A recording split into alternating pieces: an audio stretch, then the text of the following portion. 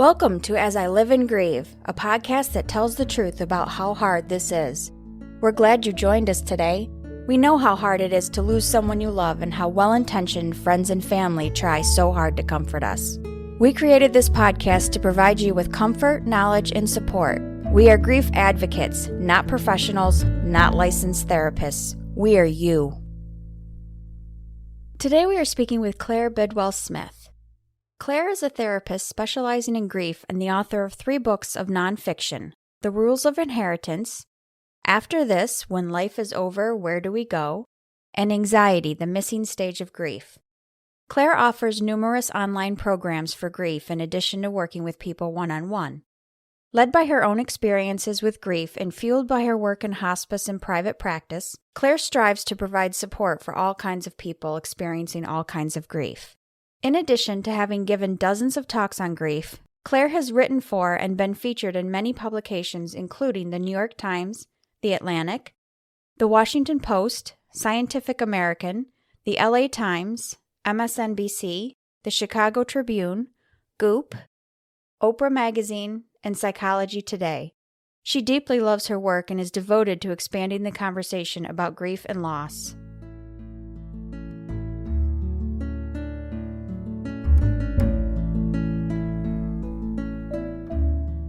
Welcome, Claire, and thanks so much for visiting with us today. Thank you so much for having me. I'm really excited to be here. We are too. As Stephanie and I prepared for our podcast launch back in November, we did lots of research on the topic of grief with the intention of figuring out who we might approach to be guests. Your name came to us quickly, mainly because of your books, and we're pleased you're here. Before we go too far, though, could you offer some background for our listeners and let them know how your personal journey has brought you to this point? Sure. It's always funny to hear how quickly my name comes up in this world. It is not what I imagined doing when I was a kid. I did imagine being a writer, which is one thing I've done. I've written 3 books about grief and loss, but I came to this work from a really personal place. When I was 14, both of my parents got cancer within a few months of each other. I'm an only child, and my mom died when I was 18, and then my father died when I was 25. And so I, went through years of hospitals and chemo and surgeries and then these deaths. And it was really pretty traumatic and very difficult to go through, particularly the loss of my mom. We had been very close and she had a difficult time facing the end of her life, which meant that none of us did as well. And so when she died, even though she'd been sick for a while, it was shocking and I was unprepared. Not that we are ever prepared to lose someone we love, but Right. I just didn't even know it was coming. And then my father had a really different experience because he really wanted to face the end of his life and he chose to go home and have hospice and I was his caregiver and we kind of walked together up until the end. And it was a really beautiful experience. And so those 2 different deaths informed a lot of the work I do today. I ended up going back to get my master's in clinical psychology and became a therapist. I worked in hospice for a while, and I've now been in private practice for almost a decade. It's unique to us that so many people that we all would consider specialists in grief or in talking about grief have been led there personally by one path or another. So I think that makes all of us very, very special people. Yeah, I think it's an important part of it. I think grief is so unique. And if you haven't been through it, it's really hard to understand the depths of it. And so I think the people that are drawn to doing this work are coming from such a place of just wanting to help others through what they've been through. Right. And the fact that it's different for every single person just makes it more complex even. That's right. Your most recent book, Anxiety, the Missing Stage of Grief, really speaks to both Stephanie and I, as we both carry a diagnosis of anxiety anyway, which is likely hereditary in our family. Having said that, however, I admit I never really placed anxiety along with grief. So I found this concept intriguing. How is anxiety, or how can anxiety be part of grief?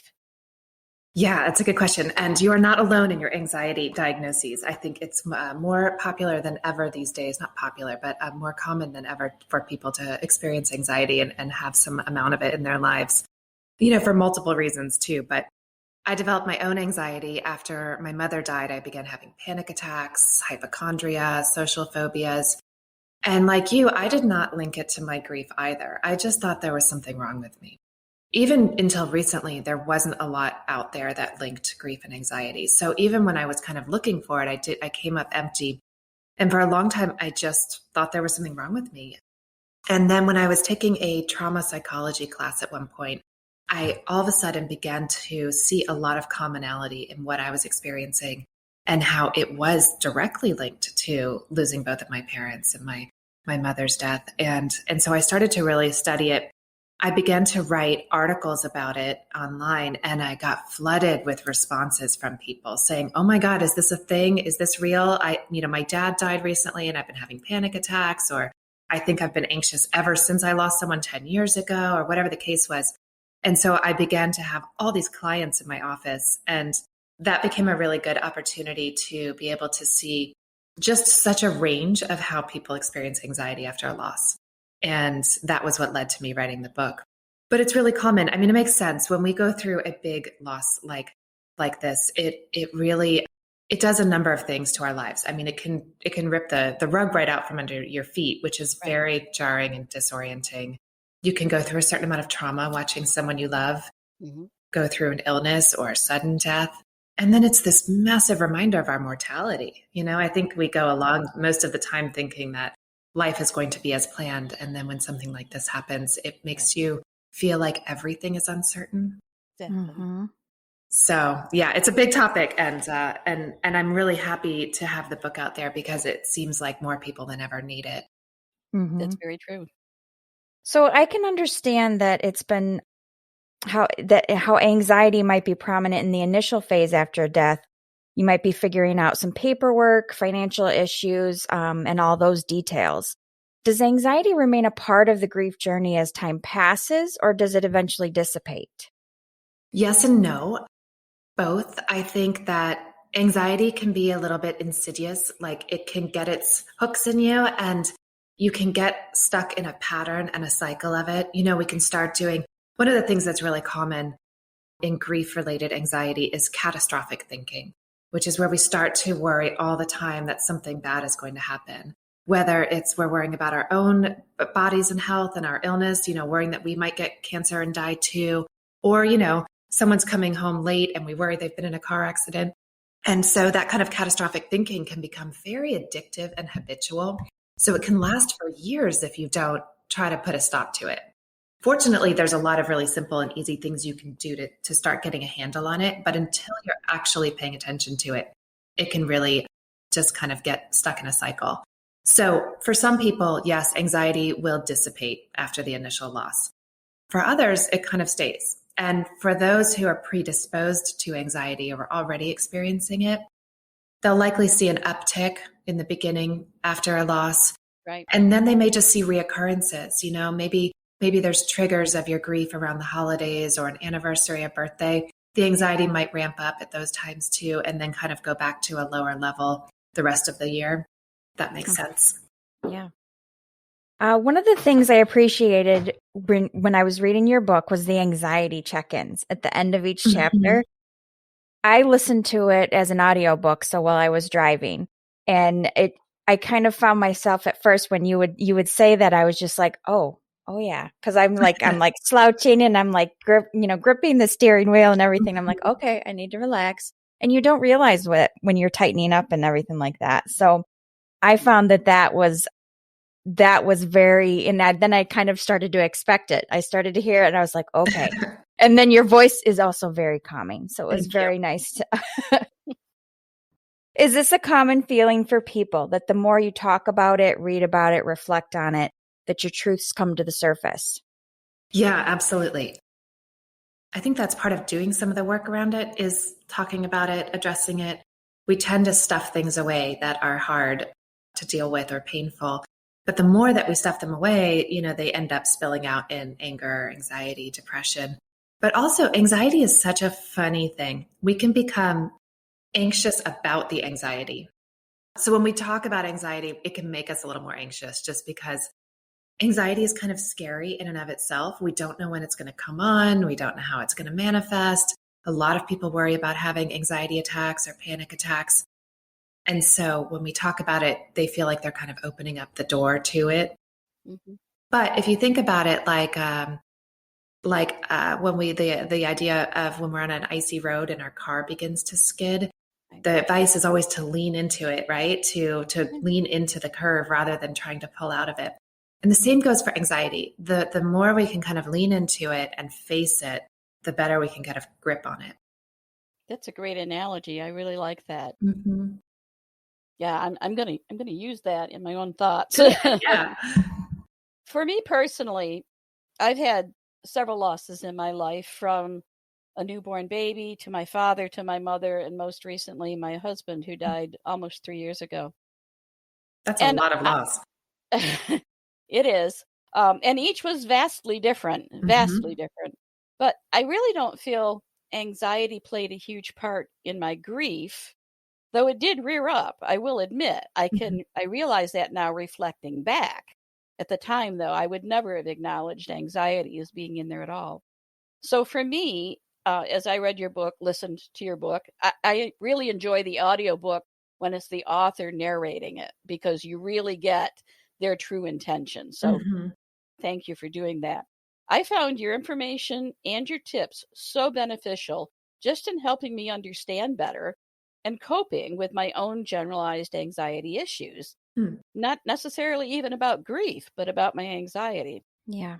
And it makes me far more comfortable just knowing that I can recognize when my anxiety is starting to increase in intensity. Mm-hmm. My tendency before your analogy was to put the brakes on and say, wait, you don't need to worry about that. What's the worst that could happen? You go through those scenarios. But I like yours better. Lean into it, let it pass. Yeah. Let it pass, move on. So I appreciate that. Now, do you feel, in your opinion, that once someone is equipped with some tools and resources like those that can be found in your book, everything can be managed so that their grief journey may be less painful or less severe? Yeah, I mean, like we kind of talked about at the top of this, everyone's grief journey is so different. And even for you, it sounds like 4 really big losses, and each one is so different. Our grief is different depending on the relationship we have with the person, depending on how they died, depending on our personalities, depending on what kind of time of our life it is, and so all of those things come into a factor. And while I think there are healing and coping techniques that are beneficial to everyone who's grieving, it's going to look different, and everyone's going to have a different timeline. The thing I really like to emphasize and think is important to emphasize is that there is no specific timeline for grief. Grief can last a lot longer than most people realize. I mean, It can follow you into your whole life. Right. Not that you're going to always be acutely grieving, the like on your knees on the kitchen floor kind of grief all the time, but that this loss will always be with you and part of your life, and will impact your sense of self and relationships and life choices. Yeah, I was also pleased to find later in your book, you talk about planning for your own death, and you offered definitions of legal terms, which I found so great, because so many things come your way all of a sudden when you're dealing with the death. And for me, with my husband, he had cancer. He had a brain tumor. So I knew that the death was coming. I knew this was a terminal illness, terminal cancer, and he declined slowly at first and then more rapidly as the end grew closer. So I had some time to think about these things. But for people with an unexpected death, you are just totally blindsided. Like you said, you have the rug pulled out from under you, and you're just trying to catch your own breath, let alone deal with everything else. You go very mechanically, perhaps, to the funeral director, and they start laying out certain things. And sometimes you can get a false sense of security, if you will, that, oh, this person's going to help me through it. And then all of a sudden the funeral's over with, and here you are by yourself again, still with these things to figure out. So your legal terms were very helpful. And you also had that checklist and some questions that need to be considered. Now, Stephanie can vouch for this. My mother planned everything to the most minute detail before she died. She finally died at the age of 92. She lived a long and fruitful life. But in her china cabinet, for example, on the bottom of each little knick-knack or salt and pepper shaker, she had a Post-it note with the name of the person who gave it to her. Oh, that's awesome. I love that. So that person had dibs, so to speak, Right. when it was time to dole everything out. The sad part was that nobody really wanted those things back. But of course, my mother wanted you at least to have dibs on that. Oh, that's great. So when her death came, from my perspective, it's just my brother and I. So from my perspective, being the one here where my brother was in Florida, I was the one left to take care of the funeral arrangements and everything as my brother was making his way up. But again, she had every detail planned out. She had already gone to the funeral home. She'd already picked her casket. She'd already made arrangements to be buried by my father in the cemetery. That was all prearranged. The only thing we had to do was decide what kind of flowers we wanted to offer. And we did change the location because she didn't die in a home setting. She died in a nursing home. So we opted to have her funeral service, more of a memorial service really, at the chapel in the nursing home, so that the people that cared for her for 2 or 3 years could also attend and have closure if they wanted. Yeah. So we did that. So that was great. But again, man, if you don't plan that. Right. Well, I mean, I love this for so many reasons. I think it's a real gift to you, you and your brother and your extended family. It's a real gift. I think a lot of people are afraid to get into that much detail, especially when they're younger. When you're young and healthy and you think you've got 40 more years, you're definitely not often doing this kind of planning. However, I think 2 things that are really beneficial about doing it, even when you're young and healthy, are 1, it can decrease anxiety. If you have anxiety about dying or what would happen, it can help decrease anxiety. And 2, it's just a gift to your loved ones. Yeah. I mean, it can be so difficult to have to sort through and manage someone's life after they're gone. And it can also be, really sad and hard for the person who's grieving. Right. And so I think that doing some of that work for yourself is just, everyone should do it. And I think especially in this last year of COVID, we realized that more than ever, that we don't know what's around the corner at any time. And it is more important than ever to kind of have our affairs in order. We didn't think, of course, the grandkids, like we thought it was so morbid that she was talking about this stuff. And we didn't want to think that way. And why is she telling us this stuff? So we didn't realize then that it was going to be so helpful in the long run. So I guess we have to get over that, stigma of not talking about it and talk about it so that we know what their wishes are. Too. Yeah, absolutely. There's a great gal. I wrote about her in my book. Her name is Amy Pickard, and she has a company called Good to Go. It's like good and then the number 2 to go. And she has rock and roll dance parties at people's houses and helps them put their affairs in order. She went through the opposite experience of what you went through with your mom. Her mom died and left just really a tangled mess of papers, home stuff. Amy couldn't find anything. It took months to unravel it all and was a painful experience for her. So she created this company where she's like, let's make it fun to have this. And I actually hosted one of her death planning parties at my home in Los Angeles a few years ago. And it was great. I had all my friends who are my age come over and we sat around and talked about it and we made plans and wrote down a lot of stuff. And it was such a relief to do and fun to do it with friends. Well, that's a great story. I wrote her name down because I think we might be contacting Amy. Sure. Yeah, I'd be happy to put you in touch with her. That would be great. And I know I can't let the story about my mom and her details go without saying she had, as I said, in her china cabinet, Post-it notes under every little piece. I love it. We all should have bought stock in the 3M company because Post-its were her favorite thing. And it was so known among the granddaughters, the 4 granddaughters, that at calling hours at the funeral home, the oldest granddaughter pulled out a little Post-it pad from her purse and started writing notes. And the 4 of them stuck them under end tables at the funeral home for people to find later. That's so sweet. And of course, the situation was completely different for my husband, who was a retired Army, a Vietnam veteran, and didn't even want to, when he was ill and knew he was dying, didn't even want to accept that fact. so didn't even want to consider any life support or anything like that. And it was very traumatic. That's when anxiety reared its head for me. Absolutely. But then I wanted to plan a funeral that was fitting for an Army veteran and a Vietnam War vet. And I did that, but it took a lot of work. And then you constantly worry, is this enough? And ultimately it was. But I personally have known the difference in those two. And at that point, planning my husband's funeral, I remembered thinking, oh, thank you, Mom, for doing that, because it made such a difference. Yeah, definitely. I love talking about this stuff. It's just so helpful and important. Mm-hmm.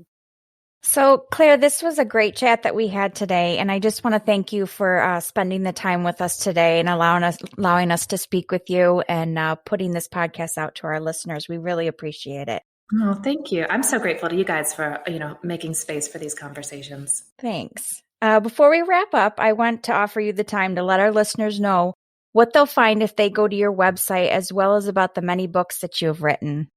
Yeah, my website is just my name.com, Claire Bidwell Smith, and there are grief courses available. There's meditations, links to all of my books and talks. I have 3 books about grief and loss. They're all available anywhere books are sold. And then there's a lot of resources. The website's pretty chock full of things you might be looking for if you're grieving. That's great. Again, we appreciate you so much. We will have information on your website, how to contact you, in the episode notes on the podcast apps, as well as on our website. And we'll also offer links to the books in case people want to order them, just to make it easier. Is there another book in the works? Not at the moment. Okay. Down the road, yes, for sure. Great. And right now I'm working on a lot of really exciting grief projects. Oh, well, watch the website and Yes. stay tuned for more information. Absolutely. The help you have given us today through your words and your writing, for me, are just so valuable. You've helped me in my own reflections to see things a little more clearly and understand myself even more. And I have valued that over the last year or so of my life, really digging into me and understanding me better and why I do some of the things I do. So your words again and your time is so valuable to us. And for our listeners, thanks for tuning in. I know you, like us, have found this very, very helpful. Go to Claire's website and check out the resources. I think you'll be very happy. Grab her book, Anxiety, the Missing Stage of Grief, or one of her other ones, or all of them. Read them and help yourself as we all continue to live in grief. Thank you so much for listening with us today. Do you have a topic that you'd like us to cover, or do you have a question from one of our episodes? Please email us at info@asiliveandgrieve.com and let us know. We hope you will find a moment to leave a review, send an email, and share with others. Join us next time as we continue to live and grieve together.